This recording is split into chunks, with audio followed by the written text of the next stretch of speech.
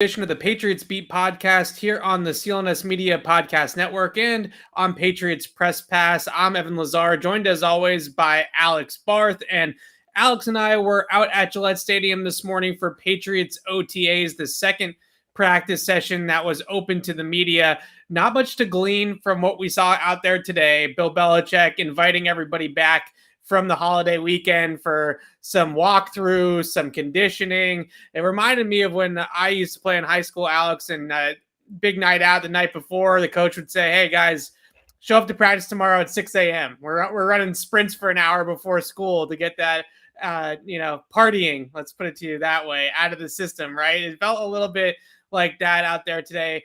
You're so cool, Evan. Like, oh my God, I'm so jealous. I'm not saying that I'm the one. You were like the guy in high school. That must have been awesome, man. That's just let's hear it. Let's hear it for high school Evan, everybody. Very far from the guy. I was the guy on the bench in high school. That's for sure. Definitely not the guy. My friends were more so the players that actually played and did things in high school, and I was more the kid that they'd come out over to and talk to when they were bored on the sideline when they weren't playing.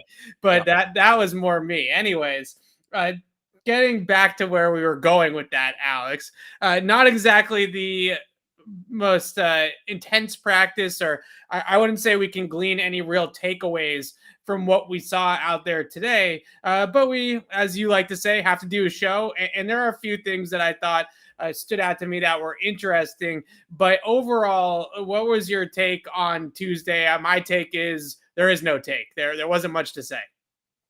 Yeah, I'd agree. I mean, the only one, Evan, you're going to hate this, but if we want to do an actual football take and not just who was there and here who wasn't, you can run routes at half speed. You can kind of block, sort of just, loose hands, whatever. The one thing you can't do is throw a football half speed, right? If you're zipping it, you're zipping it. That's what it is.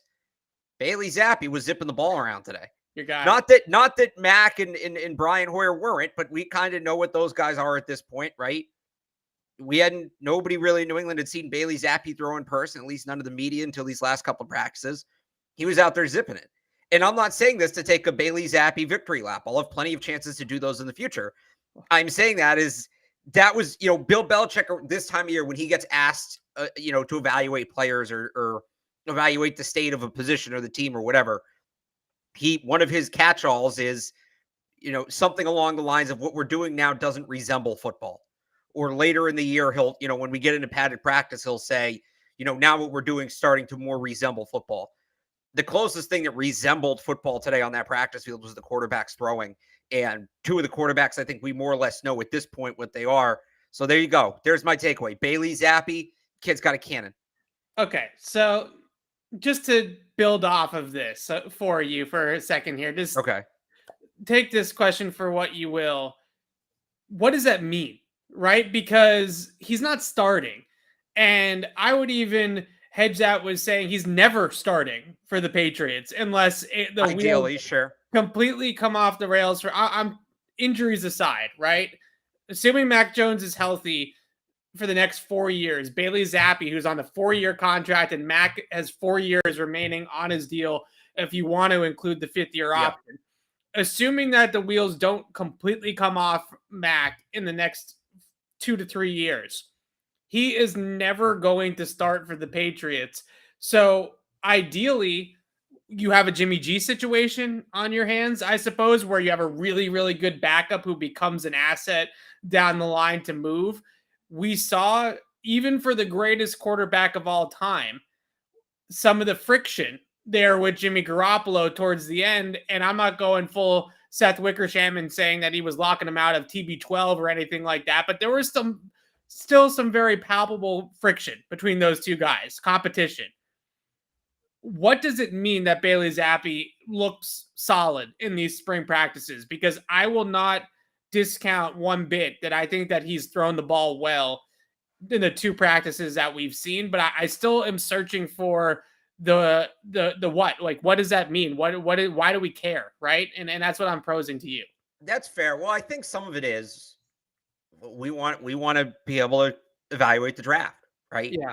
And whether or not you think they should have taken a player from a different position is a fair discussion. But, at the very least, did they take a good player? He may not be a player they needed in that moment. Yeah. But I think at the very least, if they took a good player, if he becomes somebody, I didn't like the Garoppolo pick at the time, and they needed a quarterback that year. I was all in on them taking a quarterback that year. I did not want Garoppolo. And so you needed to see how he played out to evaluate that, right? I don't think it would ever get to the point between Mac and Zappe, if Zappe was good, where you get kind of that, however you want to describe it, negative relationship, something like Competitive that. tension. I think competitive tension is good. I think it's when it becomes personal. Neither one of them strike me as that kind of guy. I think the circumstance is different just because Garoppolo was drafted to replace Brady. Max, 24? Like, that's not part of it. Mac even made a point of saying last week, and I thought this was very interesting. He said he is happy to mentor Zappe however he can. And I thought it was very, very interesting. He used the word mentor because that's the word that Ryan Tannehill used, right, when talking about Malik Willis and saying, it's not my job to mentor him. If Mac, who is, I don't want to say he's not the stature of Ryan Tannehill, but he's more embedded. He's more embedded in New England than Tannehill is in Tennessee, right? Yes. But if he's younger, he's not as decorated as an NFL quarterback at this point. I think he'll certainly get there and pass Tannehill, but he's not right now. It's been 1 year. He's never won a playoff game. If he can say he will mentor Zappe, who also, by the way, is very stylistically similar, which a lot of quarterbacks would see as a threat, that tells me that he kind of understands what's going on here. Now, to go back to your original question, what does it mean if Bailey Zappe is good? You kind of hit on it. Assuming Max stays healthy and he clicks and you're going to give him a second contract, although him being good, part of it is Mac might not stay healthy and you can keep your season alive. How many of these teams, a quarterback goes down, they have a promising playoff roster, but the quarterback goes down, it derails everything. Sure. So 2016, Jimmy G, Jacoby Brissett carry them to 3-1, right? 3 wins. And look, we know Mac isn't the biggest quarterback. He might not be the most durable. So that is part of the conversation. The other part of the conversation is, I think drafting a quarterback on day 3 or really outside of the top 50, it's like cryptocurrency. People who aren't deep in this don't understand what that is, and they don't want to bother with it, and they just see it as an automatic failure. By the way, I'm not a crypto guy at all, but the way they explain it to me, the joke, I'm trying to make the joke of basically, there's no actual defined value, but in theory, the value is going to increase. I think you draft Bailey Zappe in the 4th round with the idea that you can trade him for a 3rd round pick or better in 3 years. Yeah. Right. That's the value. It's an investment. And unless you really get into the nuts and bolts of the draft, like we do in team building, I understand why some people are confused by that. And that's why, again, not a crypto guy, but that's the way they all explain it to me. I don't think they're right, but then again, maybe they don't think I'm right about Bailey Zappe. But that's what it is. That's what it is if he looks good, then who knows? Maybe even in 2 years, maybe the hype builds enough and he has a couple good preseason games and a team loses a quarterback in camp. Maybe in 2 years, somebody calls and overpays for him. Right. That's the why with Bailey Zappe. He's an investment. Yeah, absolutely. I agree with you 100% on all of that. I think the other thing that's really unique to this situation that maybe doesn't hold true with every quarterback, and I think that with Mac, he's uniquely programmed in this way because he did come from Alabama, where everything is team and everything's about titles and everything is about pulling the rope together, is that Mac Jones has the confidence in himself, but also the wherewithal to understand that having a good backup quarterback to himself is only good for the football team. It's only good for the greater good. I think it's similarly along the lines to what you were saying of even if it's not a season-ending injury, even if it's a 3-week injury, even if it's a month-long injury, even if it's a 6-game injury, that if Bailey Zappe could come in down the line and keep the Patriots above water for that month, and then Mac comes back, and now you're still in the playoff hunt because Bailey Zappe went 3-1 or 2-2, and they didn't go 0-4 without Mac Jones when he was sitting out. It's really unique for a young quarterback to be as aware of 1 through 53 as Mac Jones is. Right. And that's something that I think it stands out to him, his maturity level in general, is that he understands that everybody's got a role on the team and that everybody's important to the team in one way or another. And you heard some similar things in the past from Damian Harris as well. So I think this is an Alabama thing. It is. Where Damian Harris understands that having Ramondre Stevenson on the team makes him better. Even though you could look at it and say that Ramondre Stevenson is his replacement at some point down the line, iron sharpens iron. Competition is good, but also depth is good.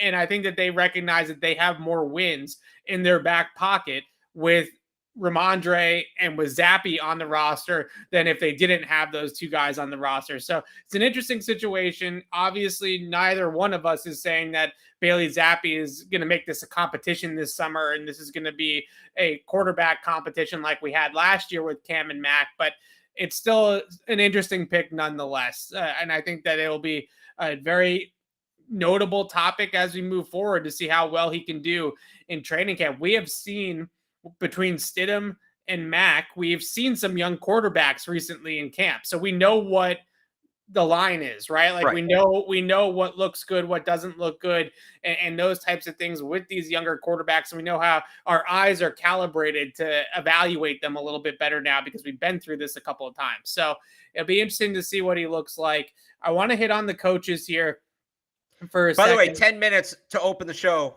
10 minutes on Bailey Zappe to open the show. You're not getting that anywhere else, people. That's welcome. How you know it is May 31st, right? That's how you know that it's the middle of the off season right there. I want to talk about the coaching staff for a second. I don't want to beat the dead horse of the offensive coaching staff and who's doing what and what does it matter and is it important and are we overblowing it? We've done all that multiple times. Bill Belichick was with the offense again, though, today.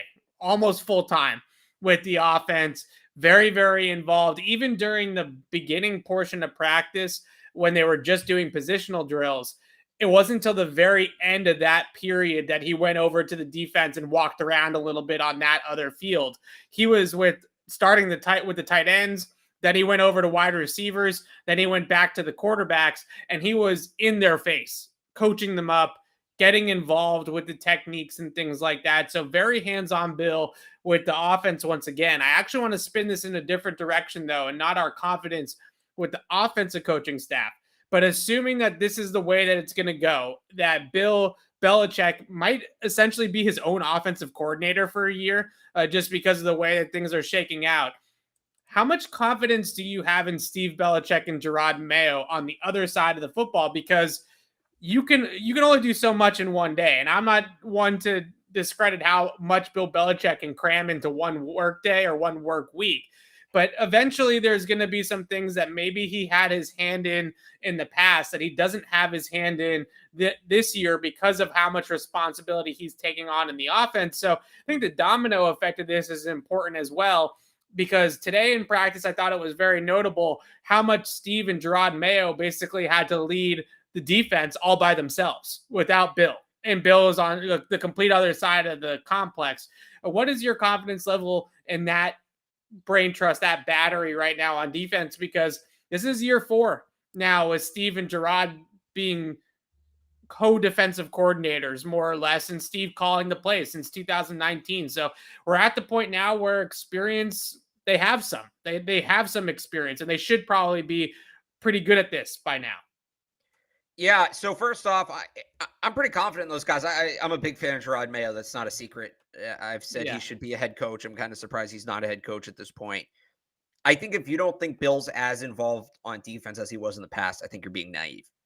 I think he's just the kind of guy where him being more involved on offense doesn't mean he's going to be less involved on defense. And you heard, how is he going to do that though? Like sleep less, eat during meetings. I don't know. Like we heard all the assistant coaches talk about it when we talked to him a few weeks ago. Bill has his hand in everything. I don't remember if it was Steve or Gerard who said that.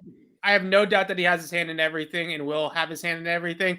But at the end of the day, 24 hours a day is 24 hours a day. That's all you got, right? You can't make more hours in a day. Yeah. There's that saying, like, you and Beyonce both have 24 hours in the day, blah, right? blah, blah, whatever. But like, I don't want to be this cringe, but like, look at me. I'm covering the Celtics now. I'm like pseudo on that beat, and I'm still covering the Patriots. I'm still on the Wow, show, you got right? on me at the beginning of the show I for know. So that's why come I felt on. like I could, because you had a Wow. moment like that too. My point is, like, he may have just said, I got to really buckle down and grind this year. Yeah. That it may have been as simple as that. I, especially if things, and look, these are just this is 4 hours over the course of 2 practices, from how many hours they've been together so far, how many hours they'll be together in the future. It may be something where it's a teaching camp right now. That's what Bill likes to say. It's Yeah. a teaching camp. It's not an evaluation camp. He feels like his teaching skills are more needed on the offensive side of the ball. They have more veterans on that defensive side. They've got Devin McCourty over there. They've got, I think we can kind of include Juwan Bentley as one of these guys at the second level now as a leader. They got Lawrence Guy, Dietrich Wise up front, right? Bill may feel like I'm more needed on the offensive side of the ball at this portion. Like, let me ask you this. Would you be surprised? And let's say we got 4 more spring practices, right? Let's say they're all the same way. Bill's with the offense. Nothing changes in that regard. Would you be surprised if then we go out for camp in late July and Bill's all of a sudden with the defense primarily? I could see it. No. I'm not saying it's definitely going to happen, but I don't think he might be more involved in the offense. I don't think he's going to be any less involved with the defense. He might be putting more on his plate. And if you're concerned with him putting more on his plate overall, that's a conversation to have.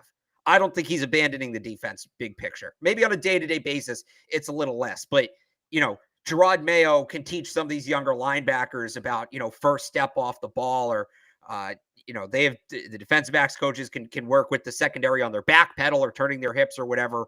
He'll come in when they get down to the meat and potatoes of it. Yeah, I definitely don't think he's abandoning defense by any means. And you could be right that the little techniques here and there and some of the things that they need to do with this offense is a little bit more pressing for them in terms of having Bill Belichick in that huddle instead of the other huddle. Right.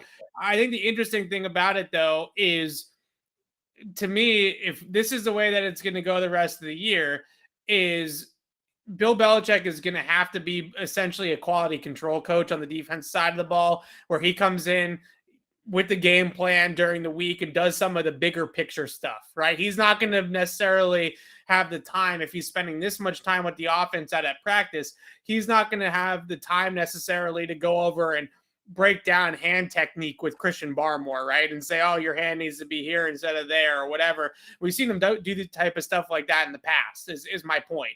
Is we've seen him get really down in the weeds and start to actually coach these guys up on little nuances all the time out at practice. If he doesn't have the time necessarily to do that, then I do think you have to put some trust in your lieutenants and look at Steve Belichick and Gerard Mayo and say, look, you guys are going into year 4, year 5 of basically running the show.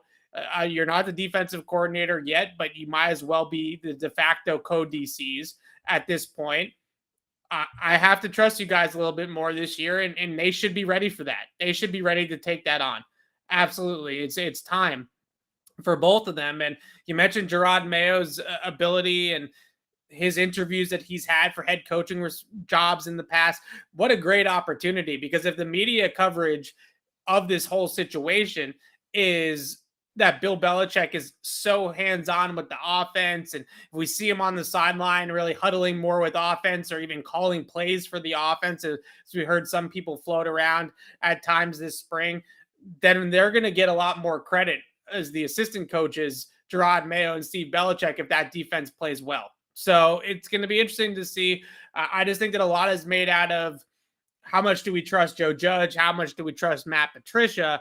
But I think we also need to talk about how this is going to impact the other side of the ball and the potential that Steve Belichick and Gerard Mayo are going to have even more on their plate than what they've had in the past. And quite frankly, I think they're ready for it. I do. But we'll see what ends up happening there. A couple of attendance notes here. Ronnie Perkins was back at practice today. That was good to see. Adrian Phillips, Lawrence Guy, they were back at practice as well. Nick Folk was there kicking some field goals. Not much to glean in terms of competitive reps from Tuesday's practice. But the two guys that I think stood out in that defense as well to keep it on that side of the ball, Alex, Josh Uche, before practice, Bill Belichick agreeing with Steve Belichick that he's a huge part of their defense. And then obviously seeing Ronnie Perkins back in the spring as well, playing some outside linebacker and doing what you would expect him to do on the end of the line in a 2-point stance. But what did you make of Bill Belichick's comments this morning about Josh Uche? It seems like between Uche and I would say Cam McGrone, those two guys have gotten the most verbal bouquets from the coaching staff to say these guys are going to be good players for us and take some of that responsibility from Hightower and Collins and Van Noy. Yeah, I'm not going to read into that. I'm just not. It's real easy for Bill to say that. Until we see it on the field, he's hyped up guy. He was specifically asked about Josh Uche. It's one thing if, hey, Bill, what do you think of linebacker group? And then he, brings up Josh Uche's name on his own. Oh, Josh Uche is a big part of what we do. Every player is a big part of what they do. So I know it's a wet blanket answer. I'm being you. I'm hating fun. I'm not going to. So Bill knows he's still on the roster. That's the takeaway. Like when we get to camp and they're actually in, first team, second team, third team, and he's in full pads flying off the edge. I'm not saying he can't be either. Like I like Josh Uche as a player. I think he should be a big part of what they do this year. I don't feel any different before or after Bill Belichick saying that though. I have a trouble buying in any Uche stock at this point because this dates all the way back to his days at Michigan, where spring practices, beginning of camp, this guy looks like he's going to be an absolute stud. And you hear so much buzz about Josh Uche and he's coming on and his explosiveness and his speed off the edge and his playmaking ability near the line of scrimmage, which all flash all the time consistently when he is out there. We see it. We've seen it before. And yet by the end of the season, you look at Josh Uche and he's been on the field for 20% of the snaps and he's basically done nothing for 2 months, right? Like that's just the book on Uche going all the way back to college. So until we actually see something from Josh Uche consistently, where he's a consistent, constant contributor to the defense for an entire season, I have a really tough time getting too hyped about anything that happens with Josh Uche in the spring because we've seen this movie before. We've been down this road before with Josh Uche. And well, not just with him, with this team, with that position, Chase Winovich, Anthony Jennings, right? It's the day two edge guy. Yeah. Yep. That's absolutely true. And I think that, in the chat talking about how he's too small to play early down 3-4 outside linebacker. I do think that there is a plan in place or hope in place that Uche can maybe develop off the ball and play some inside linebacker on first down and then move on to the line of scrimmage once we get into pass rushing situations. But like Belichick said today, comparing him to Dante Hightower is, let's not go there, right? It's a little bit early and a little bit, I don't know, just getting too hyped up about Josh Uche to be saying, oh, he's going to have this role where he's going to play on, he's going to play off the line, he's going to play 80% of the defensive snaps because they're going to move him around. Let's wait and see. Let's let him put it all together before we get that excited about it.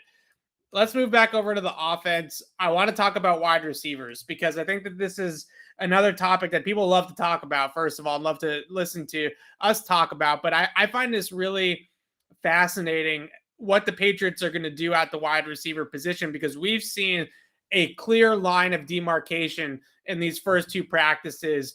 The first top four guys, Parker, Bourne, Myers, Aguilar, the team is treating that foursome as a different core, right? Like they're in a different group. And then it seems like in so many drills, we see those four, and then we see everybody else. And when I mean everybody else, I include Tyquan Thornton, Trey Nixon, Malcolm Perry, all those guys are in that everybody else category. And then there's that foursome. But the one guy I wanted to highlight out of that group, and we've talked about this off the air a lot, Alex, is Nelson Aguilar, who right now, maybe they're just giving the reps to Devontae Parker because he's new to the offense and he's learning, and this is the time that they need to give him those reps. But he is getting out-repped pretty significantly with the other starters by Devontae Parker. And when you look at Aguilar's cap hit, $14.9 million, you look at the fact that they do need to make some cap space or create some cap space to operate the rest of the season.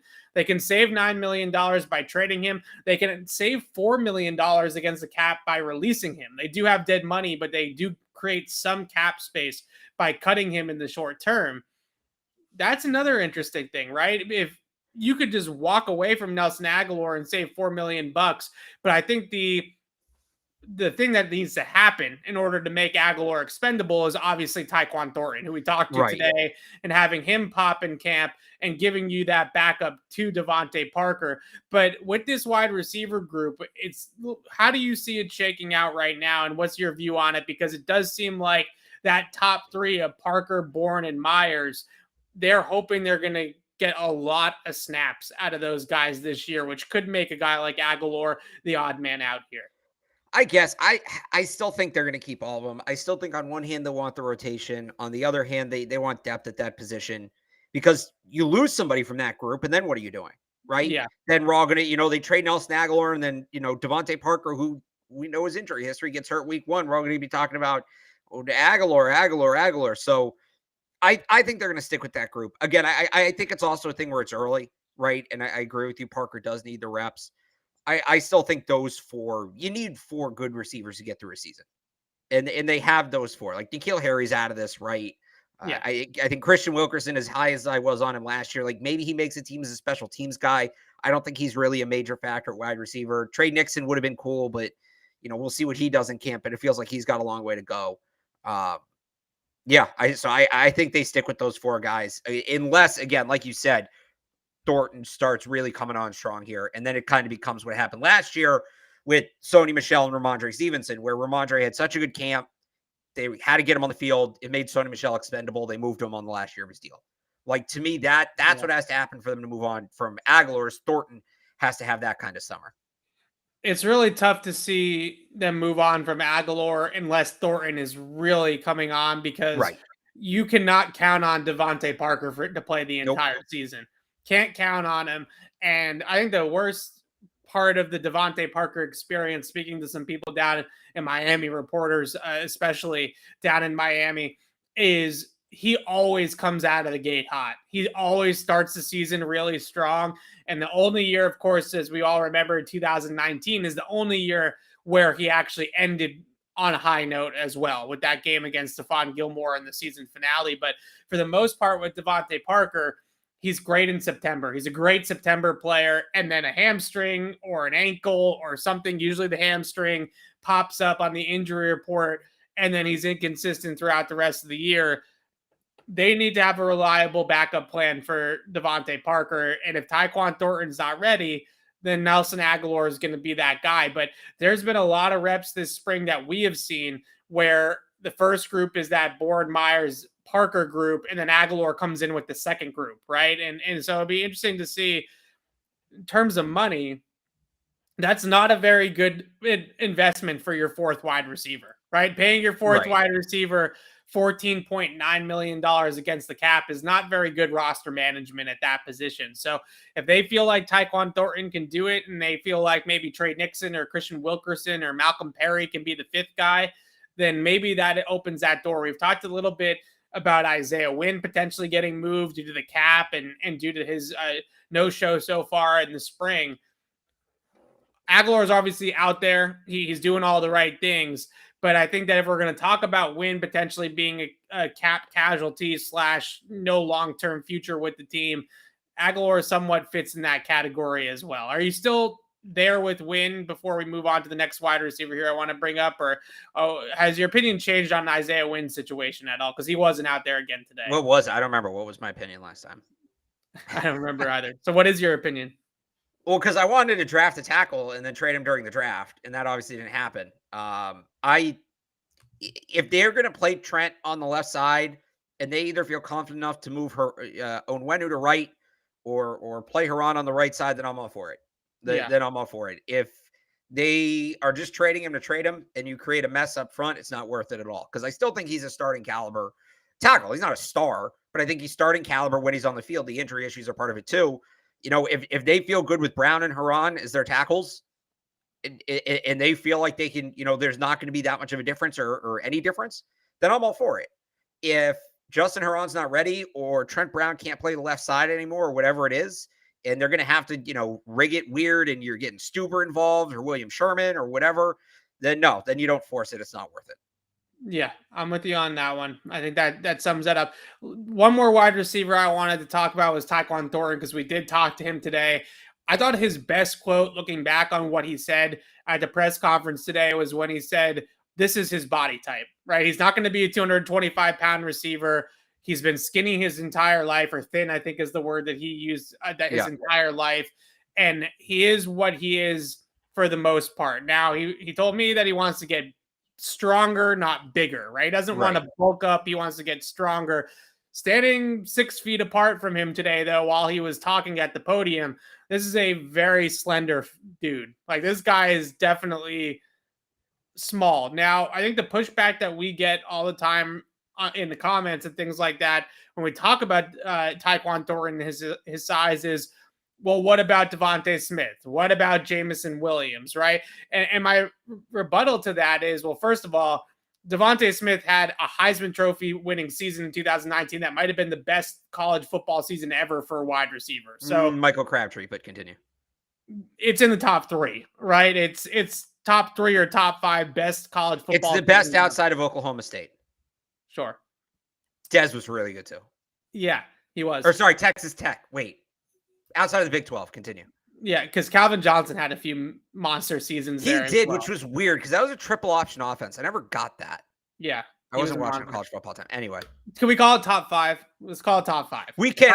I'm not going to. Watching Michael Crabtree at Texas Tech was special. We can reminisce on that on another show, but that dude in college was just unstoppable.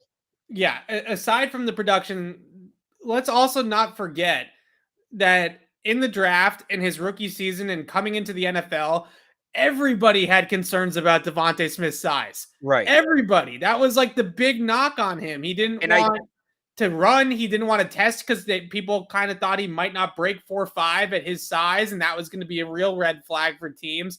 He had major size red flags. So it's not like we don't talk about it with Devontae Smith. He's just not a Patriot. So you don't talk about it on this show. But everybody has concerns about his frame.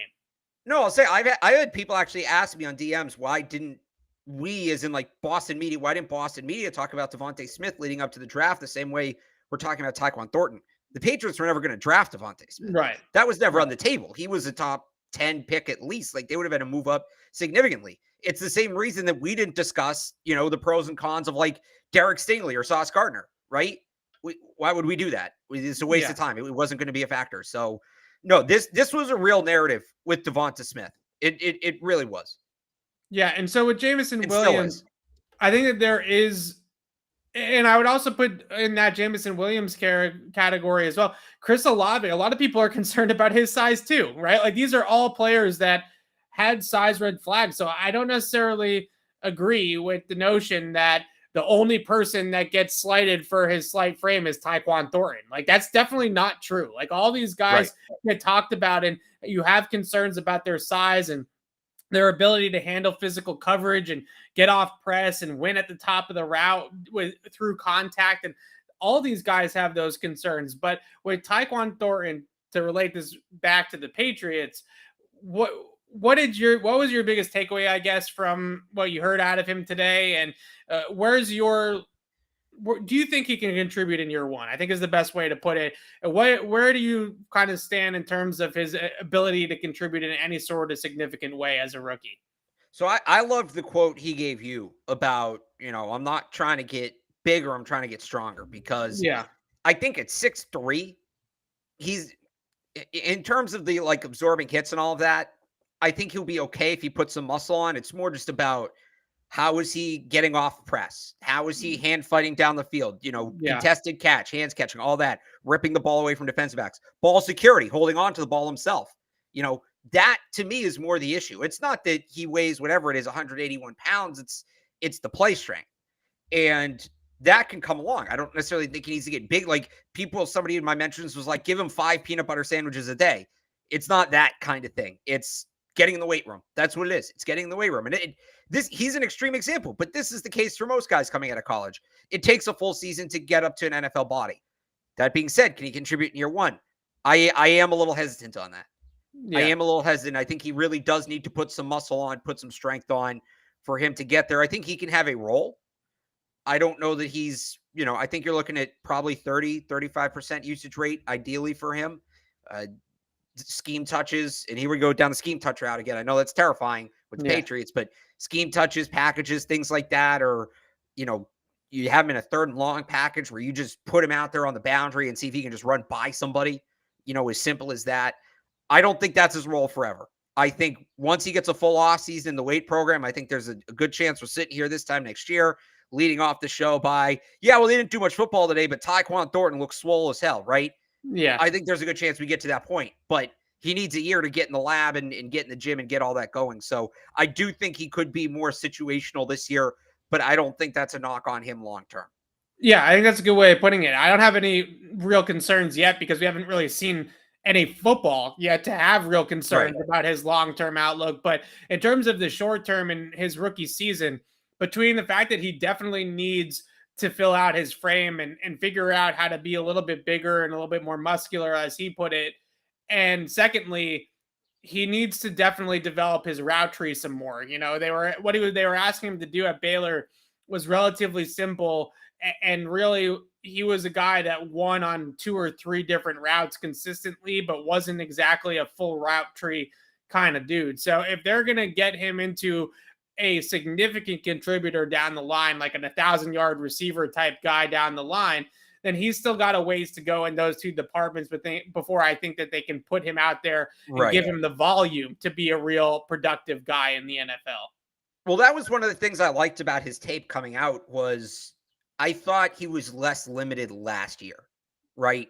I thought they started to expand his route tree last year. So he's somebody who comes in kind of already in that process. And there's a big difference between doing it in college and doing it in the NFL. But when he was at Baylor, the first couple of years there, it was either go or go, stop, go, or out. That was pretty much his whole route tree. He didn't operate between the numbers at all. And I thought they started doing that a little more last year. It wasn't anything complicated. It was mostly just slants and in cuts. But he started to operate between the numbers a little more. So I that is a part of his game too that needs to grow. But I'm a lot more confident in that part of his game coming forwards because, again, he did it last year at Baylor. They gave him more to do. They put more on his plate. They expanded his route tree. Not significantly, but they did. And he handled it. And if he is going to be a redshirt player, you can kind of lean into that. And you don't have to give him, the whole route tree, the 0 through 9 this year. You can give him half of what you want him to do this year while he's putting on that muscle. And then you introduce the second half next year, and then you complete it over 2 years. So I think that's kind of his situation. By the way, somebody put numbers in the chat for Tyquan Thornton as a rookie. I'm just going to pull these up really quick, hypothetically. 57. No, I'm going slightly different. I think these are below what that person said. Okay. All right, so they're a little bit of both. 57, 598, 4. Do you think that's realistic? No. I don't think the 36, 645 and 4 is realistic either. I don't know where I can't see the other comment. Maybe you can pull it up. No. These are different numbers. Let me ask you this: in 2 years, 57, 598, 4, and he's probably going to have a higher yards per reception given the way he plays the game. But let's say he hits one of those benchmarks, 57 or 598. You think he hits one of those benchmarks in the next 2 years? Maybe the yards, because if he averages 19 yards a catch, then maybe he can get up there with the yards. But that's fair. That's very, very good production. That's good production for a second-year wideout. Well, I'm not sure. Let me ask you this, and then I'll give you what the numbers are. 12, 105, 2. Is that realistic?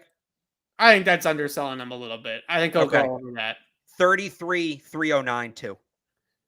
I think the problem I'm having is with the catches, right? 33 catches is a decent amount. That's a third wide receiver workload. Maybe it's like a third or /4th, right? Like it's kind of like a guy that plays a little bit too much in my mind. 30 balls is not anything to sniff at for like a depth wide receiver. That's a pretty good amount of catches. Okay, so the numbers I just gave you, 57, 598, 4. That's N'Keal Harry's career numbers. Oh boy. 12, 105, 2 is him as a rookie. 33, 309, 2 is his only full season. So maybe he can match that full season if he plays. But I still think 33 catches, and a lot of those catches with N'Keal Harry are screens and manufactured. So that's the thing. It's an imperfect comparison because his yards per catch should be significantly higher than that. Yeah. How about, actually, let me give you N'Keal last year, because this I think is more in the ballpark. 12, 184. That might be his rookie season. Yeah. And look, I know when I say that, people are going to be like, oh my God, this guy's only going to go for 184 yards as a rookie. But look, I think that's where we're at with the depth, with the way he needs to develop. And he has a long ways to go, in my opinion, in terms of development and things like that. And to me, the biggest thing with Tyquan Thornton's size and where we're talking about with his development is you often get asked, okay, well, what's the biggest difference between Tyreek Hill and Philip Dorsett, right? Both guys run a 4.2 something, right? So why is one guy a perennial Pro Bowl receiver and the other guy was a third receiver at best and didn't really pan out and didn't have the best career? It's the ability to not get run off the route down the field, right? It's to be able to kind of handle contact, finish through contact, and really be a physical player, even if you're not like physical in the sense of Devontae Parker and N'Keal Harry. It's about being able to run through contact and then get up the field and allow your strides and your speed to take over, because jams, contact in the first 5 yards, that stuff doesn't slow you down. That doesn't anchor you from going up the field. That's the biggest difference between Hill is a physical presence. Like, he can get off the line. He can get into you. He can handle physicality down the field. He can fight off physicality down the field. And that allows him to run away from people. Guys like Philip Dorsett or, other players like that have had great speed but have struggled in the NFL.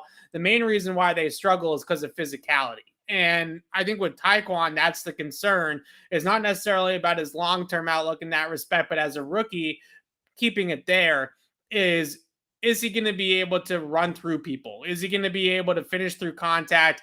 Is he going to be able to use his speed to the best of his ability without being inhibited by the speed bumps in front of him? And I don't know if he's going to get there right away as a rookie. I think that might be a developmental thing that we'll see in years 2, 3, 4. Could he be a guy that stretches the field right away? Yeah, I think he can stretch the field right away, but I don't know if he's going to necessarily be somebody that's going to have a high volume of catches until he develops his frame a little bit more. Sure. Again, the only reason I brought the N'Keal Harry numbers up is because they're going to get brought up one way or the other. They're going to get brought up. So I just little blind taste test there. All right. So on Thursday's show, Alex and I are going to do a Q&A. I saw a lot of questions or situations posed and stuff like that in the chat today. So come back on Thursday afternoon and we'll answer all of your questions. I don't want to get too bogged down in the minutia of some of these more schematic questions. So if you have them, come back on Thursday. We'll talk about them then. We're going to keep this one relatively tight to the hour. So now's the time of I think our favorite time of the show this time of year, right? We get to get in to the Boston Sports Minute and talk about the Boston Celtics, Alex. Bill got like 4 Celtics questions at his presser today before he got a Patriots question. He did. So y'all want us to stop asking about the assistant coaches. We stopped asking him about the Patriots in football altogether. We crossed sports today at Bill Belichick's press conference at Felger and Masnodo. The Boston Celtics in the NBA Finals. Let's start a little bit with Game 7 because we haven't been on since Game 7 happened, and we can kind of reminisce about that game, and then we can get into the matchup and if we like it or hate it against the Warriors. But Game 7 certainly felt like getting a monkey off the back, right? They finally got over the hump. They almost threw it away at the end. Certainly, they almost collapsed at the end, but they were able to just get enough out of that last 2 minutes to be able to hold off Miami. A wire-to-wire victory. And I think a lot is getting caught up in that last minute or two for the Celtics, but they never trailed in Game 7 on the road against Miami. Clearly the superior team in that game on Sunday night. And it's great to see the whole core celebrate like that and finally get over the hump and finally exercise those demons in the conference finals for Horford and Tatum and Smart and Brown. Group, they deserve to get here, and I feel a little bit bad that Ime Udoka is not getting his credit or his kudos right now. I feel like he deserves a little bit more love in this run as well. But what were your thoughts on Game 7 and the Celtics making the finals to begin with? Yeah, I mean, wow. It's funny. You know what this team's legacy is going to be? It's going to be every time a team starts, whether it's locally or in the NBA or whatever, like every time a team starts off poorly, well, remember the 22 Celtics. Even if they don't win the title, I think just getting to the finals, like, remember the 22 Celtics. They were the 11th seed in January, and they were power ranked like 25th or something like that or whatever, right? And then, look what they did. And it's not going to happen. It's not. I know the Nationals did it a couple of years ago. I think it was 2019 when they won it.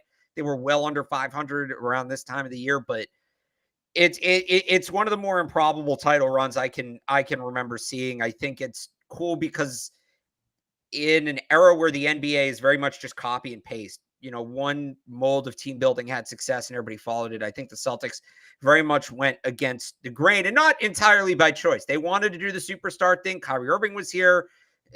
Danny Ainge wanted Anthony Davis here. They wanted to go that route. They ultimately couldn't, but you have a team that was built through the draft. You have a team that's predicated on defense. You have a team where, when they're healthy, one of their best players is a center. You don't see that in the NBA anymore. You just don't.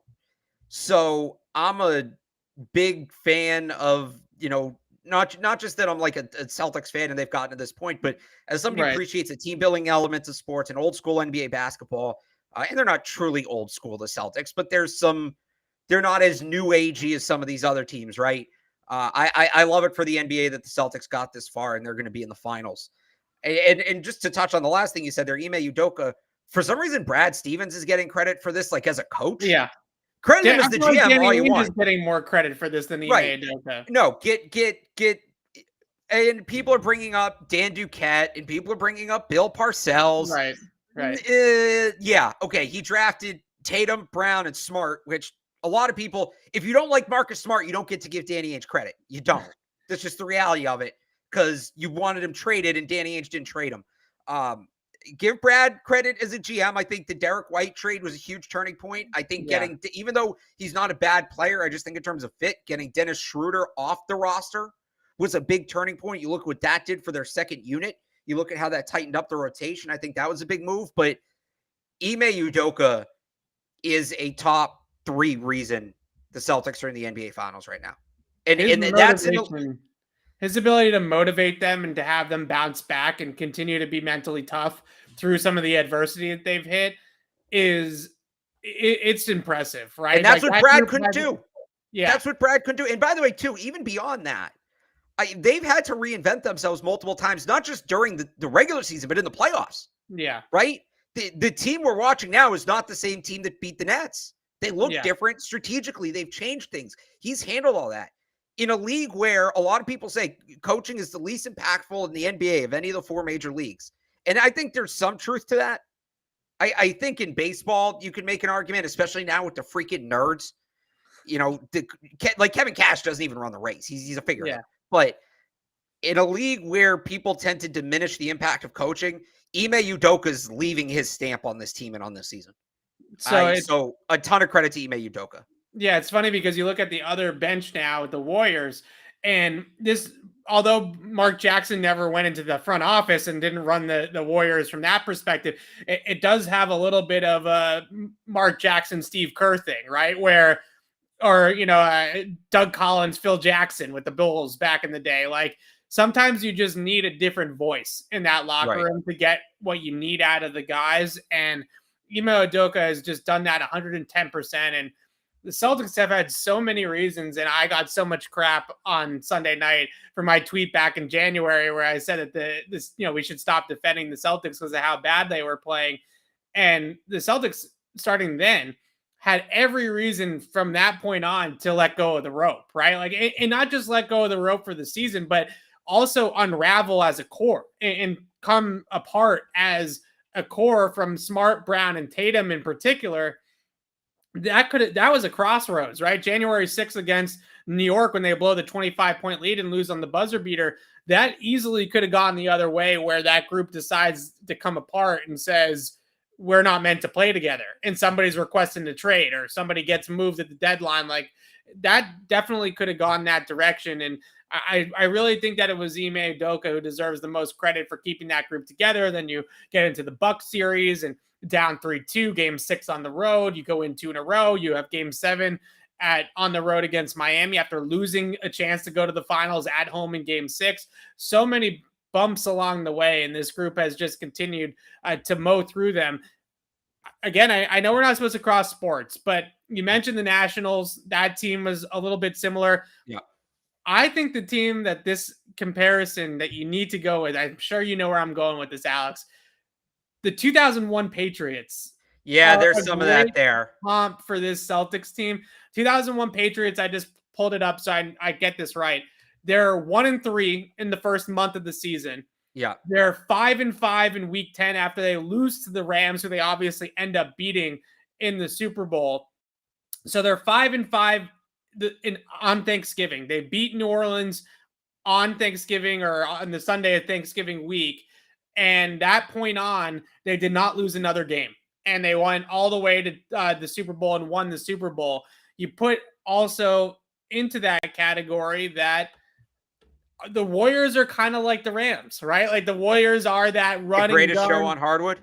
Yeah, the greatest show on hardwood. They've won it before, just like the Rams have won it the year before.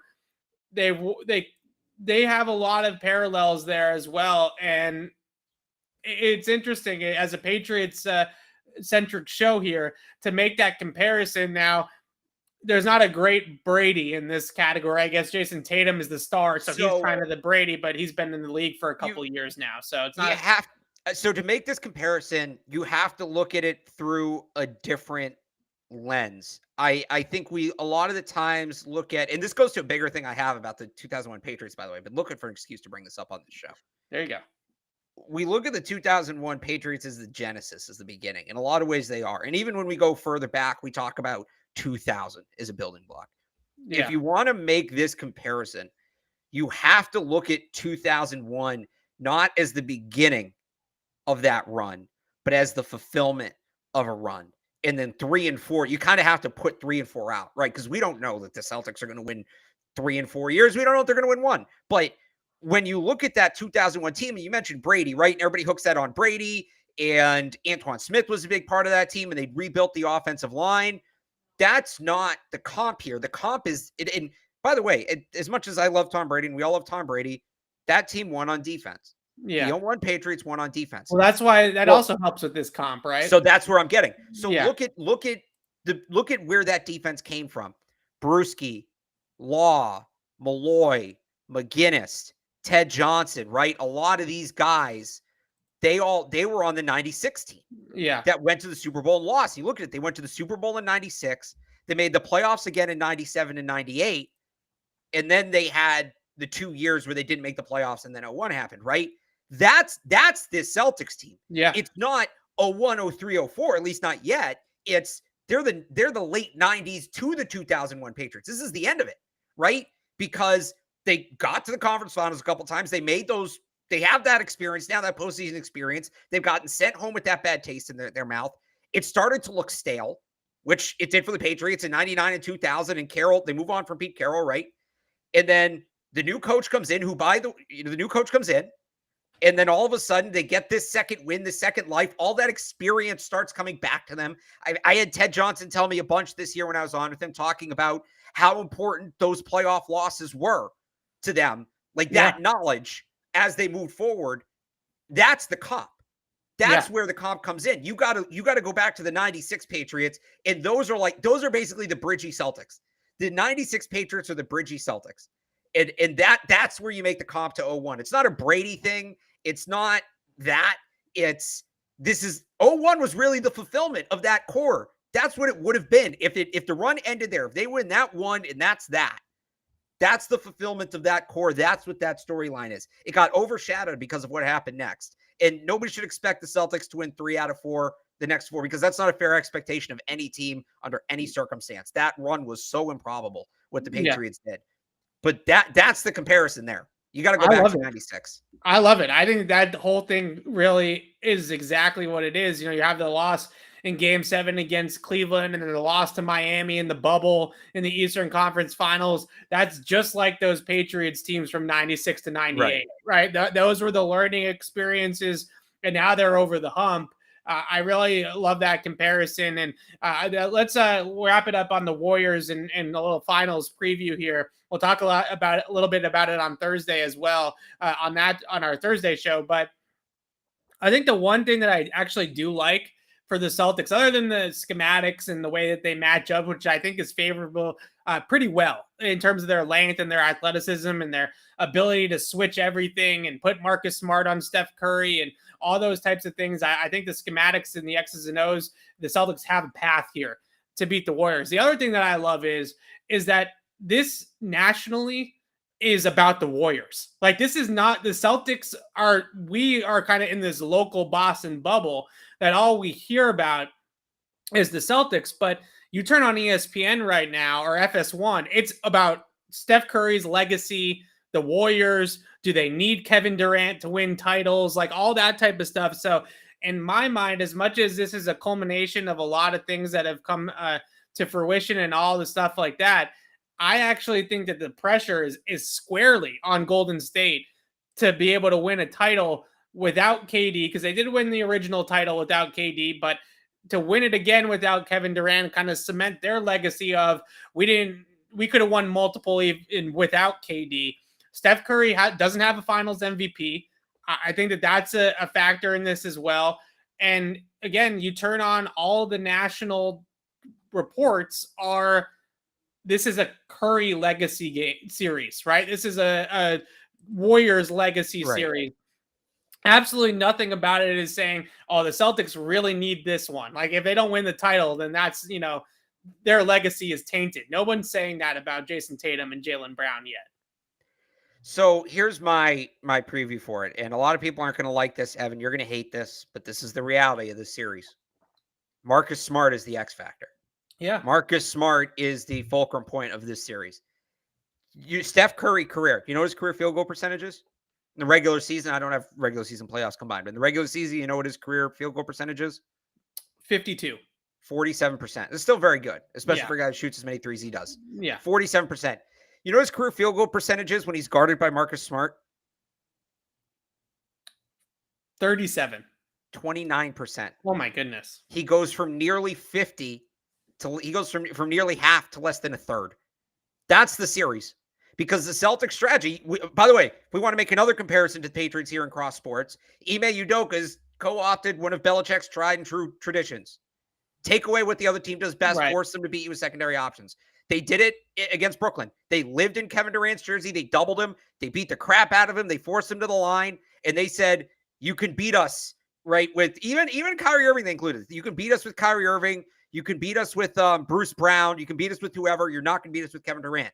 Milwaukee's a little different because Giannis is a different kind of player. But then they went back to it against the Heat. You can beat us with Gabe Vincent.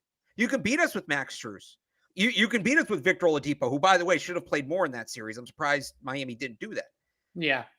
That's going to be the game plan here, is take away Steph Curry, and you can beat us with whatever's left of Klay Thompson, who, by the way, has not been the same player since returning from that injury. You can beat us with Klay Thompson. You can beat us with Andrew Wiggins. You can beat us with Gary Payton Jr. if he's back, right? You're not going to beat us with Steph Curry.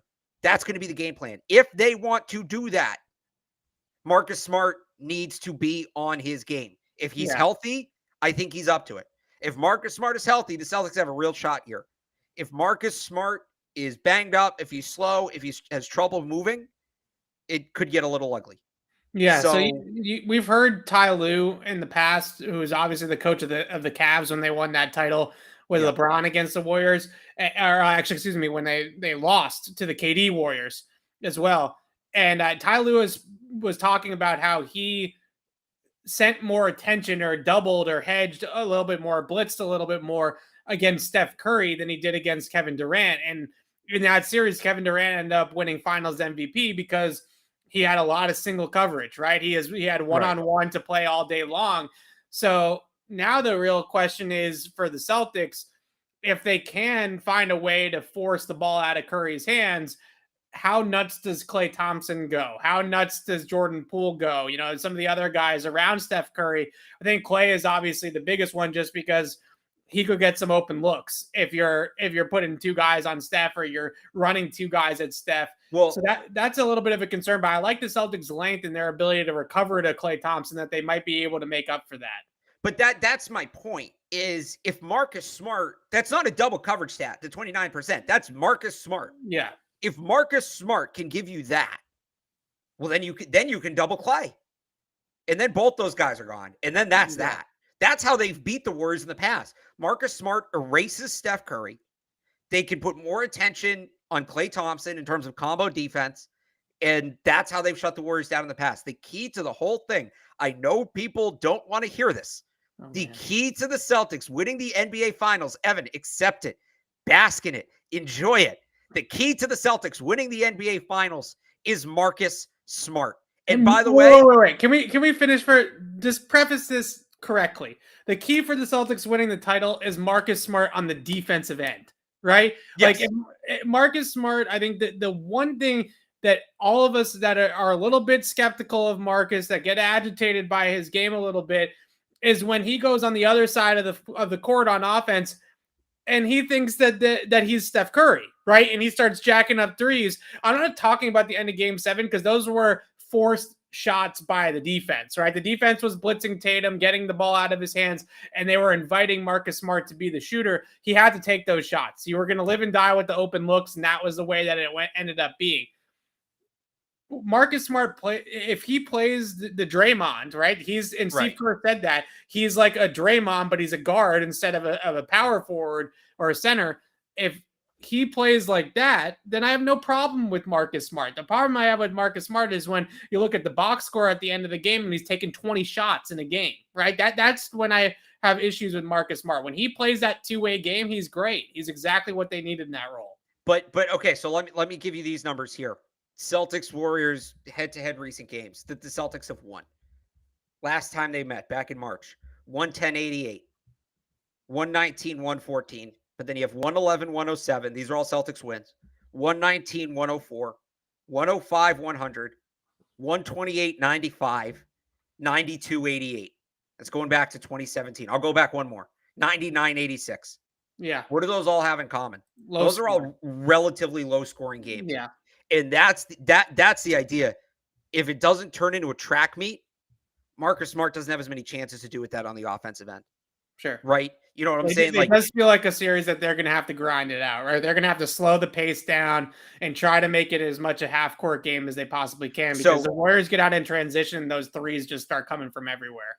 If you can slow the Warriors down, if you could, Marcus Smart, when he gets trigger happy, that's high-scoring, high-tempo games. Yeah. That's not the game the Celtics can play to win the series. So again, I'll say it again. The turning point of and when I say key, Jason Tatum, Jaylen Brown both need to have great series, obviously. Right. But I think when you look at it, Tatum, Curry, Brown, Thompson cancel each other out, right? More or less. Curry's better than Tatum, but Tatum and Brown are 2 and 3. I put Thompson at 4, right? Those 4 are, I think, ultimately when you net them all out, are a wash. Draymond Green isn't going to do to Jason Tatum what Marcus Smart has the potential to do to Steph Curry. That's what the series comes down to me. Based on past history, he can't. There's history of Marcus Smart doing it. Extensive history of Marcus Smart doing it. Draymond Green doesn't have that same kind of history against the Celtics. That's the series. Who takes away the star better? Is it Marcus Smart or is it Draymond Green? I'm gonna put my money on Marcus Smart on that one 10 times out of 10. Alex, are you ready to make a prediction, or should we wait till Thursday to make a prediction? Let's wait till Thursday. Let's wait till because I want to see how healthy Marcus Smart is. We're also going to be on for the Q&A show a couple hours. I would say right before Game 1, but it's like 6 hours before Game 1. Oh, it's a 9 o'clock start. Yeah. Get the hell out! Whoever's making these schedules, Patriots 4 night games in a row, NBA Finals starting at 9 o'clock. Get new schedule makers. Nobody wants this. Nobody asked for this. Stop, the people in San Francisco want it. Stop catering to the West Coast. I was told whatever happened to the East Coast bias? I liked the East Coast bias. Bring it back. I agree that I wish it was a little bit more East Coast biasy, but when you're playing in San Francisco, like people have to get off work, they have to get there. Like you're not going to get if you're tipping off at 5 o'clock, Alex, then there's no. If you're not taking a day off of work for a finals game, you're not a real fan. Oh my God! You think both anybody of us wouldn't be able to do that? You think anybody in Boston is going to work next Friday? You think anybody's going to work? Anybody going to that game, especially, is going to work next Friday? Come on. All right, fair enough. But 9 o'clock tip. So Alex and I will be on the live Q&A show to kill some of that time before game one of the NBA finals on Thursday afternoon. You probably around 4 o'clock, like usual on the Thursday show. We'll give our predictions for the NBA finals at the end of the show with the series about to tip off in a couple hours after that. And then next week, all 3 days, Patriots mandatory mini camp Tuesday through Thursday. We'll have coverage on CLNS. Alex will have a coverage on 98.5 The Sports Hub, and we'll have podcasts for you on all 3 days, or at least recapping all 3 days at some point to discuss what's going on at Patriots mandatory mini camp. So next week, to me, as much as it's fun to go out there with these OTAs and everything, Alex, next week is, if things happen next week, you can really think that those things are real, right? The full squad is there. That's really the start of what's going to happen for the Patriots, coaching wise, schematic wise, roster battles, all that kind of stuff. So we'll see you guys on Thursday. We'll answer all your Patriots questions, and then we'll see you guys next week for mandatory minicamp. So it should be fun down there at Gillette next week. But until next time, signing off for Alex Barth, I'm Evan Lazar. Thanks for watching, everybody. Go Celtics. We'll see you guys Thursday.